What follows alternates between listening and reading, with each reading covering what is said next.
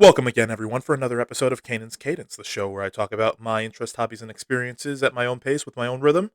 Hope everyone's had a solid start to 2026 at this point. The holiday season is officially behind us. For any of you who might do the whole little Christmas thing that goes until January 6th, I think. Hopefully, you had fun with that. For the rest of us, holiday season has been done at the very least since the start of January. For me, again, like I said last time, won't get into it a whole lot this time. New Year's isn't a whole lot for me. It's really just like, all right, well, we're leading into the next year, so let's set up for the next year. And maybe one goal that I didn't talk about last episode when I spoke about my New Year's goals. Hopefully, I can actually get myself starting my Christmas shopping sooner by the end of this year. But anyway, again, like I'm not going to talk more holidays at this point. I've got other things to talk about, as I've gone into in my last a few episodes ago, I should say. I'm going to Disney World soon. I'm going to be going in a couple of days. Actually, at the time of this episode going up, I will already be there, which I'm really looking forward to the trip. Um, Spoke about the stuff that I'm expecting to do, as well as some previous Disney experiences that I've had over the years, which is really not too many. But I'm really looking forward to this trip. I've needed a vacation for a long time, and a vacation proper. Spoken about like some solo trips that I've done in again episodes previous to this one. But yeah, I haven't been on like a vacation in a long time. So where I've spoken about like Disney trips and solo trips, this time around I want to talk about some of the trips that I've gone on, some of the other trips that I've gone on throughout my life. Just basically any time that I can think of myself getting on like a plane. Sometimes it might not be a plane depending on just where it is that we're going exactly, but these types of trips being again like A, non-Disney, B, trips that I went on with people, be them friends or family. Most of them, if not all of them, are probably going to be friends or no, sorry, family. I don't do a whole lot beyond that from what I've said before. So yeah, where do I begin? Um, I begin actually, let me say, and this one there is an asterisk. I literally just said that I'm not going to talk more Disney, but there is one thing that just resurfaced in my life again, maybe a week ago, from the very first time that I was in Disney World, I believe it was. Maybe Disneyland, I can't remember, but I was 3 years old. This is 2001. It just came back up again. Me and my family, believe it or not, years ago, I was in a commercial for Disney, like at Disney World. There was this commercial called, or for the Disney Club, something that I didn't know what it was then. I don't really know what it is now. All I know is that I do have footage of this commercial that is sometimes accessible to me. Quality notwithstanding, it's a VHS from 2001. It's not going to be the best quality video or audio, but it is proof that it actually did happen. It wasn't just like some sort of fever dream from when I was young. So basically, what it was just like my mom has had a knack her entire life, it seems, for entering and winning contests. Supposedly, when it was again like start of the millennia, 2000, 2001, around there, she had entered a contest for I guess just to be part of this Disney Club thing. Again, I don't really know what it was. To cut to the chase, she ended up winning. We flew out to Disney World for our trip. We apparently were treated kind of like celebrities, us and the few other families who were part of this thing. And then we shot a commercial. I don't remember any of the circumstances surrounding it. All I know is that I got to wear a Sorcerer Mickey hat, got a close up shot in the camera, and I am famous, Disney, so I accept cash or checks, whichever one works better for you. Either way, like that is something that happened when I was young, and I keep forgetting that that's a thing. Maybe me putting that out here now is going to make it so that I don't forget as much. I'm sure people will be reminding me of this more often.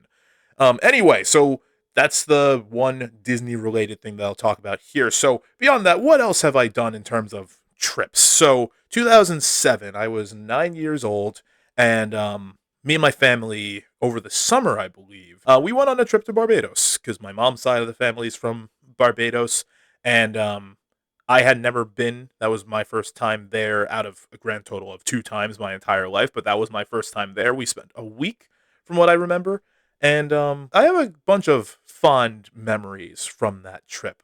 Just a number of things stand out because we had something different that we were doing each day, and again, like it was the first time that I had an experience like that in general, where I was, for one thing, out of the country, never before that had I been out of the country. And yeah, so we're going around, we're doing these things. I have cousins that we were visiting and stuff. So what do we actually do? Let's say one thing that we did that stands out in my mind was I got to go in a submarine.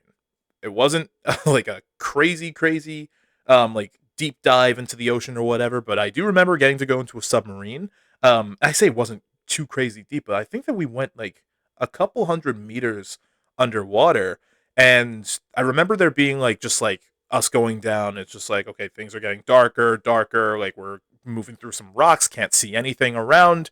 Don't know what's going to happen, don't know where we're going. And then we got to this one point that maybe my mind exaggerates at this point, but I don't know. Like we got to this like drop off area where suddenly the rock formations that were around us are just no longer like hindering our view.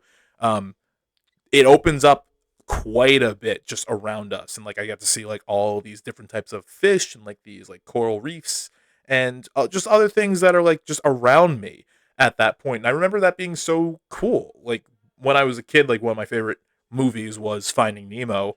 Even though I'm not a big fan of like underwater stuff in general, Finding Nemo did stick with me, and being in the submarine and getting to see some of those things, it made me feel like I was kind of in that movie. And at the time, 2007, like I was in love with that movie. So that was a great experience. Another thing that I remember from that particular trip was, well, what should have been like I ended up doing a whole lot of it because I was too afraid, probably just as a 9 year old. Snorkeling. We had like a snorkeling portion of the trip as well. We got onto like this big like ferry boat, from what I remember, and we were with like a tour guide who was going to show us how to snorkel. I was young, but like it wasn't as though it was like scuba diving or anything like that. Like I was able to do it from what I remember, as long as I was confident in my ability to do it, and I was not. I remember my family at the time, like me and my family that I went with. It was my parents and then my two older siblings, as well as myself. Of course, grandmother wasn't there. Little brother didn't exist yet, so it was the five of us who had gone. And I remember my parents and older siblings, like they were all over this whole idea of getting to like snorkel, get away from the boat a little bit, see some of the stuff that's going on underwater while being away from the boat. That part was the part that I couldn't really reconcile, was actually getting myself to pull away from the boat, because even though I knew how to swim, I was just too nervous of the idea of not having something to hold onto. Again, I was 9.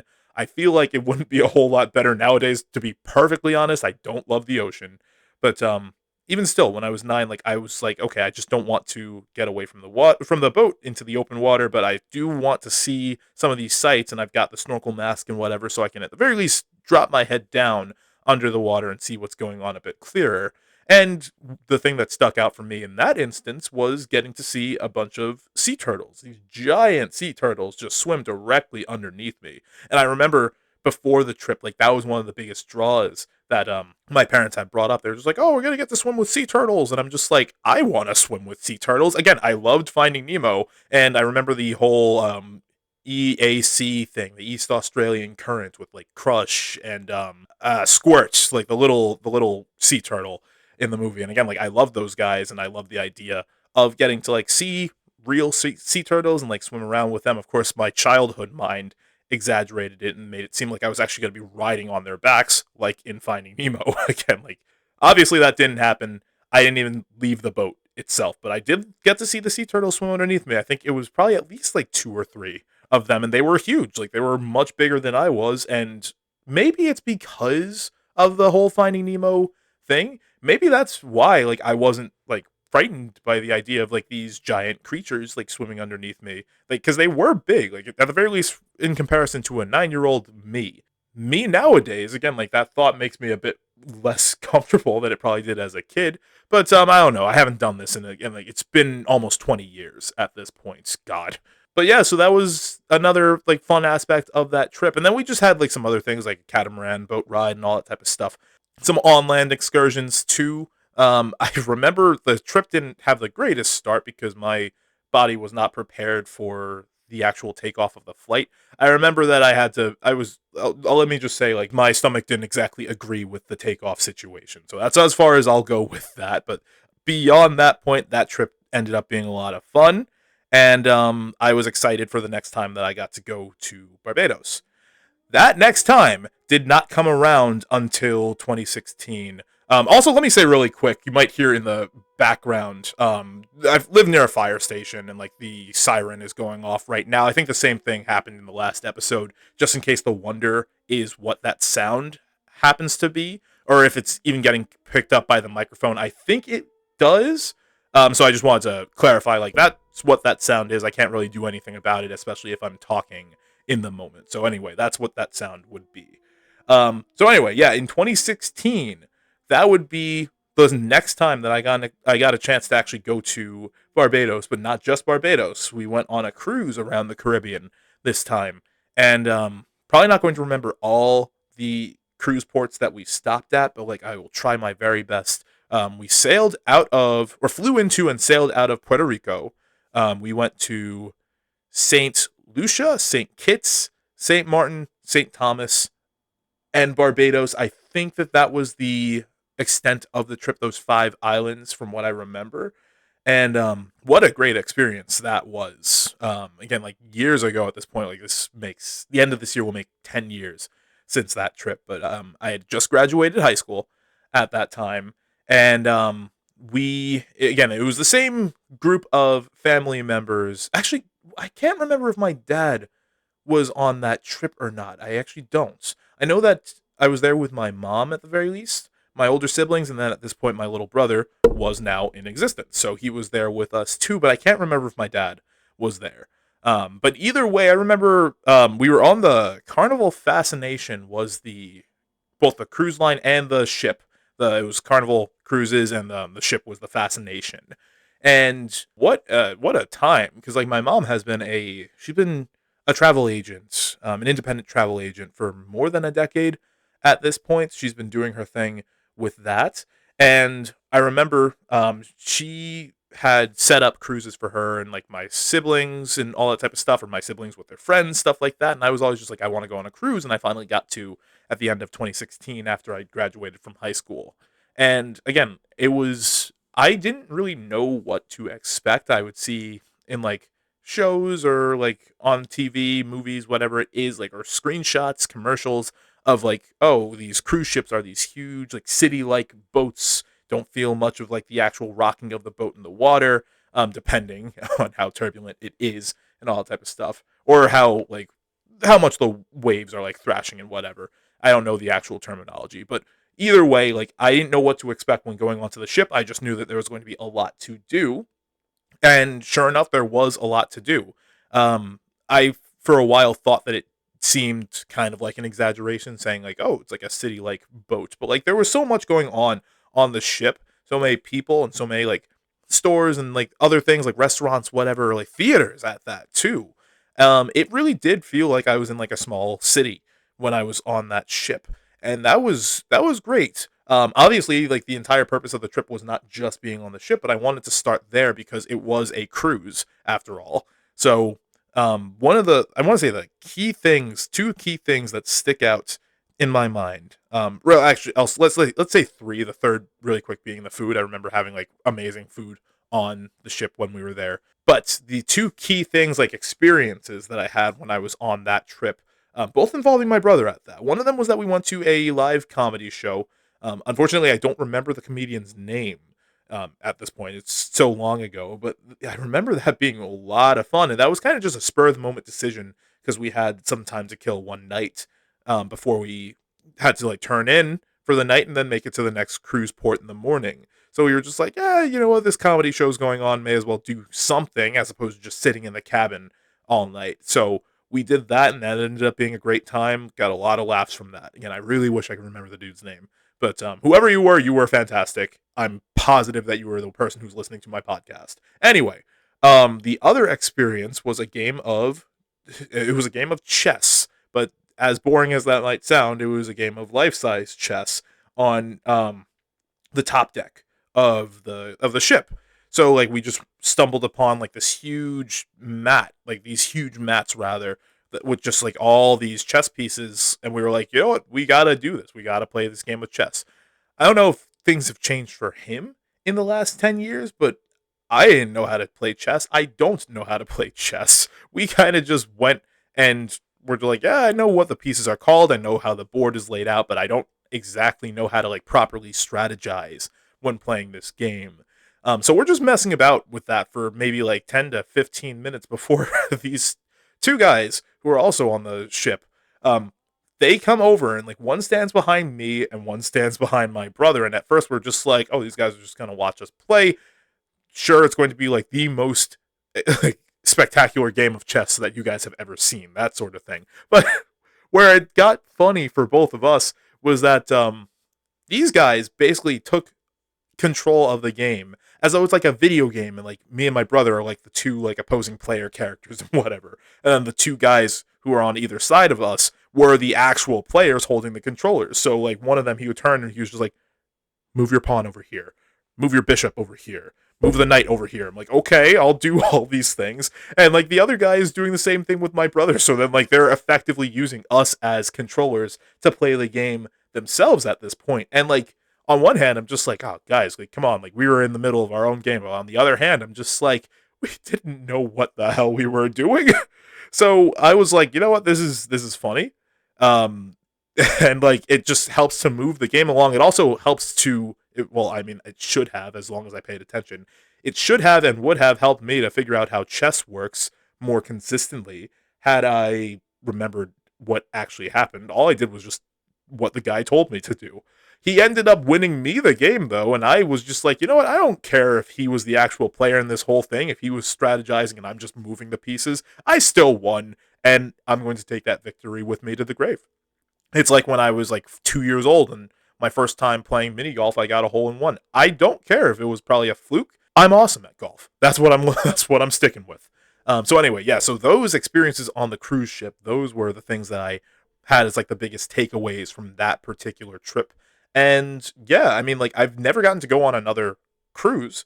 The reason that I brought it up again, like Barbados was one of the island ports that we went to, and again, it was nice because we got to see some of our family who are there, and we got to just hang out. I think I remember, I got to see, we got to be part of like a planned proposal that day as well at this party that we were at, and that was a lot of fun. That was cool to witness. So yeah, but ironically, I've never been to Barbados again. That um it was 9 years between the first two times that I went in 2007 and 2016. I was 9 and then I was 18. I was telling myself, oh, hey, I'm averaging once every 9 years. So I was like, okay, well, by the time that I'm 27, I'll be going back to Barbados again. I'm turning 28 in just over a week. So clearly that didn't pan out, but I don't know. Or maybe it's going to be like it scales. It's like, okay, well, it was 9 years between the first two. It'll be 18 years between the second time, the third time that I get out there. So not until I'm 36 years old or something like that. What else do I have in terms of trips that I've been on? The only other thing beyond what I've already spoken about in previous episodes would then just be the following year, 2017, in the summer, both with my older brother, two separate concerts that we went to. The first one, we went to Montreal to see the Red Hot Chili Peppers. And then the second one, we went to Seattle for a Metallica concert. And again, the concerts themselves, like they were a lot of good fun. But the trips, that's what I was kind of like hoping to talk about. Like just as much as I remember from them, it's ironic. Like those ones are more recent than some of the other trips, but they were smaller scale. We weren't there as long. It was only the two of us who were there each time. There was less for me to remember because I was more focused on the concerts, but I still was happy to be able to experience those cities. When we went to Montreal, that was the first concert. This is where I said at the beginning, it's not always a plane. Like when I got on a plane, like we took a bus from Port Authority in Manhattan and rode up all the way to Montreal, and that was like a full night's excursion. The bus left at like after midnight and didn't arrive in Montreal until about like 10 a.m., 11 a.m., something like that. It was a long ride, very stiff, and it was painful because I didn't get to shower in that whole stretch of time. But beyond that, what else did we do? In Montreal, I actually can't remember a whole lot, and I think that the problem with it is that a lot of the stuff that I remember was in French. A lot of the places that we went to, a lot of what I heard like language wise, it was in French, and I don't speak French. So that makes that aspect of the trip harder for me to remember. But even still, I remember just really enjoying the city itself. I enjoyed the hotel that we stayed in, the venue for the concert. I thought that was fun, and it was cool getting to be away with my brother for that stretch of time. For Seattle, however, again, I remember a lot more of that trip.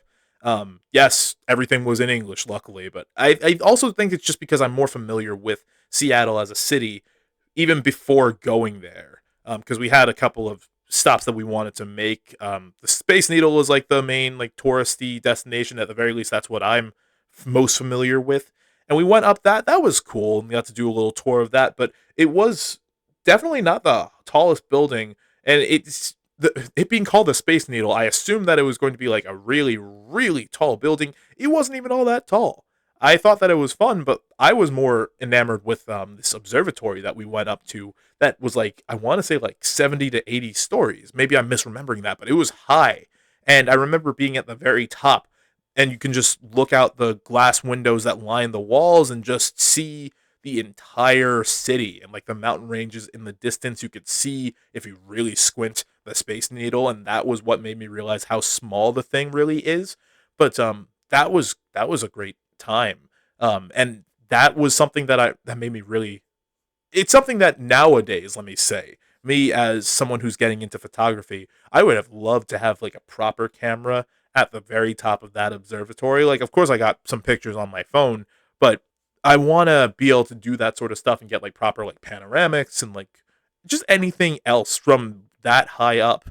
And just to kind of like wrap things up here, just in general, like as I have also now kind of run out of things to say on those trips because they're a long time ago at this point.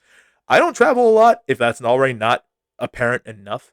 And that's something that I'm really, really trying to change. I even said it last week. That's a goal that I have for myself going forward is to try and just get out and go places more often. Like, even if it's just like a different city or different area, like once or twice a year, as long as I'm able to, I need to make sure that I do that because I don't want to keep going like years and years at a time without leaving the same tired environments that I'm used to, is the thing. Nice environments themselves, but like I need to see stuff that's new. And like as a photographer, I can't just stay in the same area and expect to get like new and exciting pictures all the time.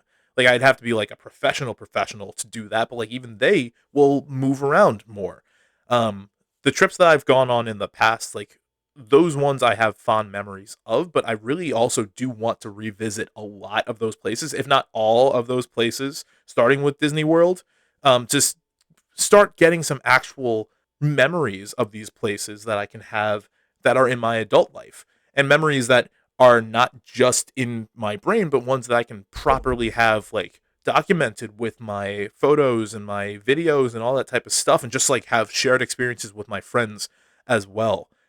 Family trips don't really happen anymore nowadays. Like just me and my older siblings all like at the very youngest being in our late 20s, my brother in his 30s already, my sister turning 30 soon, me not too far off from that. And then my parents, like, they've got their things going on, and they've got a little child that can't just be left alone, is the thing. And we're all certainly not in the same spot, not even close for some of us, where we could even just like drop what we're doing and go on a trip for a day, much less multiple days, a weekend, even a week or something like that. We can't do that sort of thing anymore.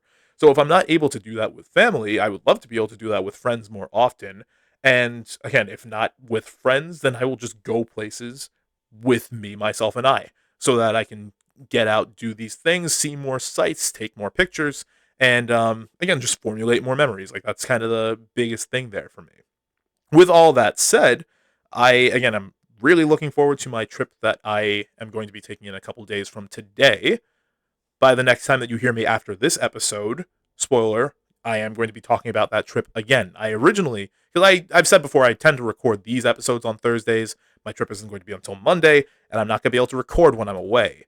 My initial plan was to just pre-record an episode, um, so that I can have something go up and be done by the time that I'm back from my trip. But no, I'm like, when I get back, it'll be on my birthday, and odds are I'm gonna just sit down, record, and like talk about what actually went on the trip because I'm looking forward to it, and I think that that's a better way to do it than to pre-record. I'm not that fancy quite yet. As long as it's up by Monday, that I think will be okay. So I'm looking forward to talking about that. And I'm looking forward to having friends that I can share these memories with as well. And then, if you guys are interested in hearing the stuff that I have to say, I hope that you look forward to when I end up talking about my trip as it comes up soon. So, thank you all so much again for listening. Again, this is another like rambly episode. I shouldn't even bother saying that at this point. Odds are my episodes are going to be rambly, and I don't care. I will do very minimal editing because I'm lazy, and I'll just put them up. But either way, thank you so much for checking this out, listening for however long, if you stopped in at all, or even if you just had like a passing thought and want to hear a little bit of what I had to say. And I look forward to going into some proper Disney, like new Disney experiences in the next episode as well. So hope you guys look forward to that. I know that I am, and we'll pick it up next time. Take care.